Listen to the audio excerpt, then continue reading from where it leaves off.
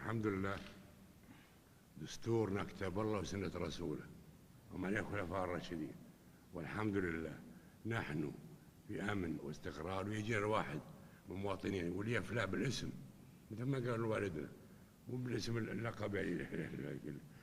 ومع هذا كله جزاكم الله خير كرسميين وكأهالي كآخرين، ونقول رحم الله من أهدى إلي أيوب.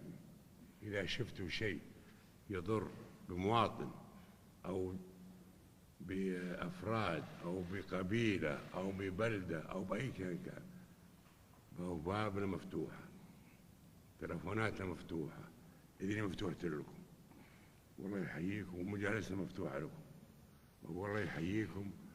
وأقول وأكرر، نحن في هذه البلد نشأنا من أرض هذه البلاد الحمد لله، وتكونت دولتها بجهود أبنائها، وأنتم الحمد لله أنا أراكم من كل بلاد المملكة، من كل مدنها متآلفين مجتمعين، جمعكم كتاب الله وسنة رسوله لإقامة هذه الدولة عليه. وأقول لكم أكثر من كذا وأكرر في كل مكان، فخر هذه البلاد وعزة ومسؤوليتها أن قبلة المسلمين ومهبط الوحي على محمد صلى الله عليه وسلم في هذه البلاد من أبناء هذه البلاد بلغة عربية على نبي عربي.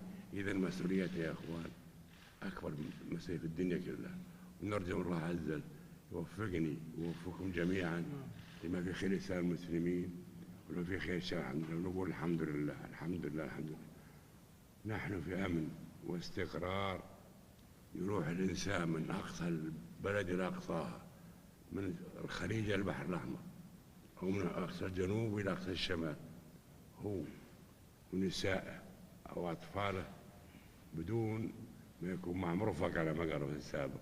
في نعمة من الله ويجب أن نحافظ عليها. وأنتم أقول لكم وأكرر رحم الله من أهدى إلي عيوبي. إذا شفتوا شيء فيهمني حق المواطن أهم من حق نفسي، وشكرا لكم على كل حال.